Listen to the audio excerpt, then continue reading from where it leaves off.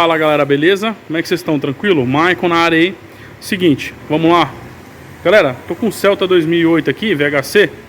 O que acontece com esse Celtinha aqui? É amigo de um amigo meu, cliente meu, né? O Vanderlei, que tem um Golfão.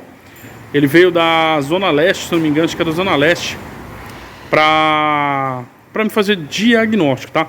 Esse carro fizeram o motor, depois que tinha barulho no motor, depois que fizeram o motor, o carro nunca mais foi o mesmo. Morrendo, só pega se acelerar, fraco, tá? E barulho no motor e o carro fica assim, ó, na lenta. E quando você vai trocar a marcha, não é toda hora, mas ele morre, tá? Então assim, e esse carro foi levado várias e várias vezes pro mecânico que fez o motor, lá em São Paulo, né? Ver, né, pra arrumar, e o cara fala que o carro tá normal. E o carro não tá, só de eu bater o olho eu vi que o carro tava com um problema.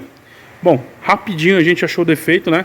Então a gente já segue a linha de raciocínio. Já desmontei aqui, conferi o ponto, tá no ponto certinho, né?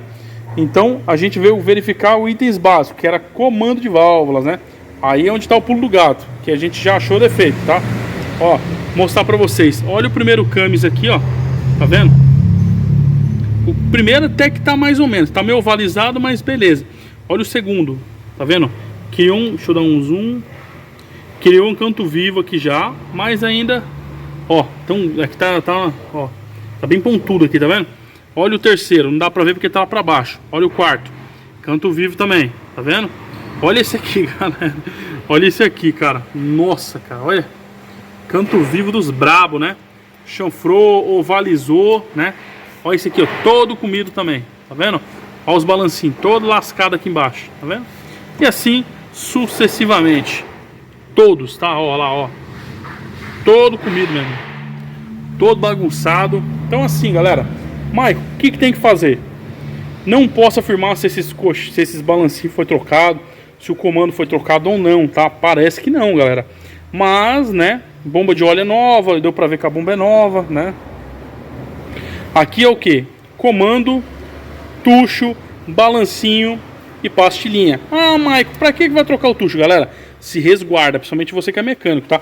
Troca tudo para não ter problema. Se eu for mexer, comando, tucho, balancinho e pastilhinha, né? Já é pouquinho só a mais, pô, já fica 100%, entendeu?